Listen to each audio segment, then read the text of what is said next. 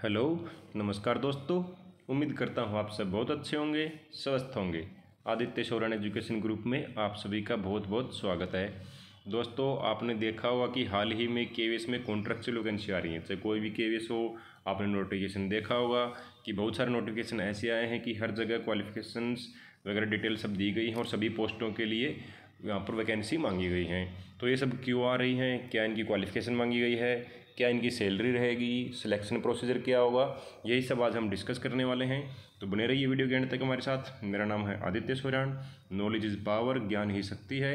आपको जहाँ से मिले नॉलेज लेते रहिए और अपनी पावर को बढ़ाते रहिए।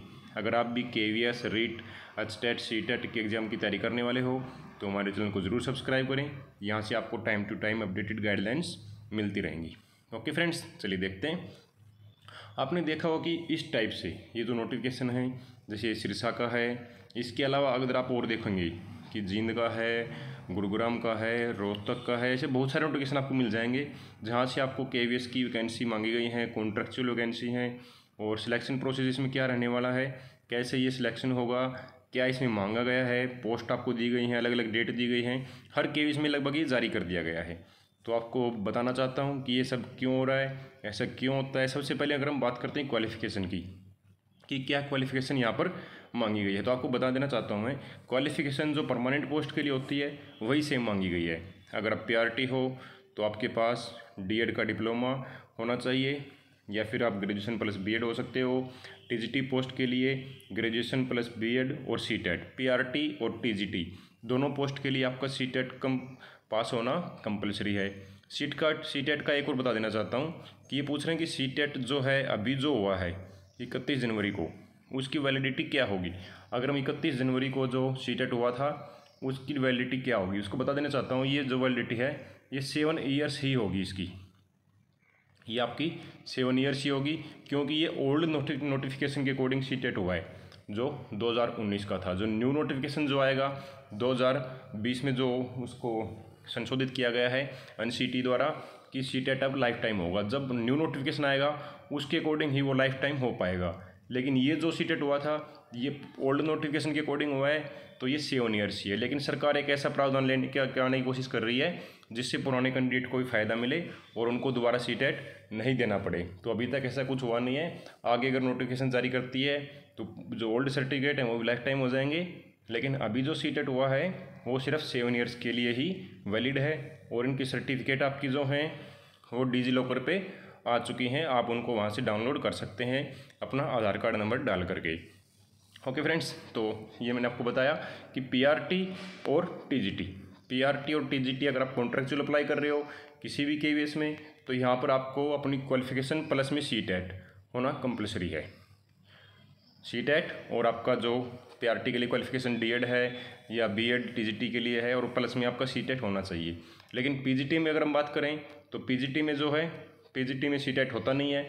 लेकिन न्यू नोटिफिकेशन अगर सीटेट का आता है वहाँ पर ध्यान रखो, एनसीटी ने बताया गया है कि न्यू नोटिफिकेशन में पीजीटी का भी सीटेट होगा, कंपलसरी कर दिया गया है कि आने वाले टाइम में अब पीजीटी का भी सीटेट होने वाला है। तो वहाँ पर भी आपका फिर सीटेट कंपलसरी हो जाएगा। अभी पीजीटी पोस्ट के लिए कोई सीटेट नहीं होता है।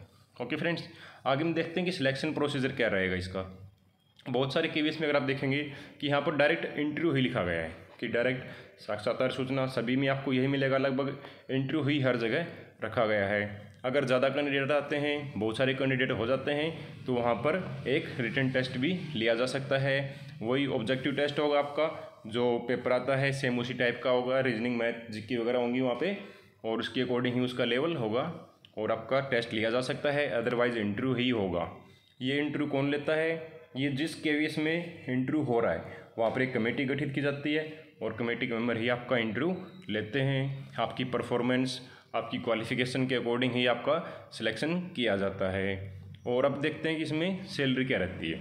अगर हम कॉन्ट्रैक्चुअल टीचर केवीएस की बात करें तो सैलरी जो है आपकी परमानेंट पोस्ट की हाफ रहेगी। अगर हम प्राइमरी टीचर की बात करते हैं पीआरटी टीचर में तो करीब आपको 22,000 की नियर अबाउट 21 से 22 के बीच में आपको मिलेंगे। ये आपकी पीआरटी की सैलरी रहेगी। अगर हम टीजीटी की बात करते हैं, अगर हम टीजीटी की सैलरी की बात करें तो टीजीटी की सैलरी जो है आपकी वो आपकी करीब 24,000 के करीब रहेगी। अगर टीजीटी कॉन्ट्रेक्चुअल टीचर की बात करते हैं तो 24 के नियर अबाउट आपकी सैलरी रहने वाली है। ये हाफ सैलरी होती है, जो परमानेंट की जो सैलरी होती है उसकी हाफ होती है सैलरी है। और ऐसे ही पीजीटी की अगर बात करें तो आपकी जो हो 29 से 30 तक पहुंच सकती है। नियर अबाउट 30,000 रुपये पर मंथ सैलरी आपकी पीजीटी में हो सकती है। तो ये रहती है सिलेक्शन के बाद सैलरी कितनी मिलेगी वो।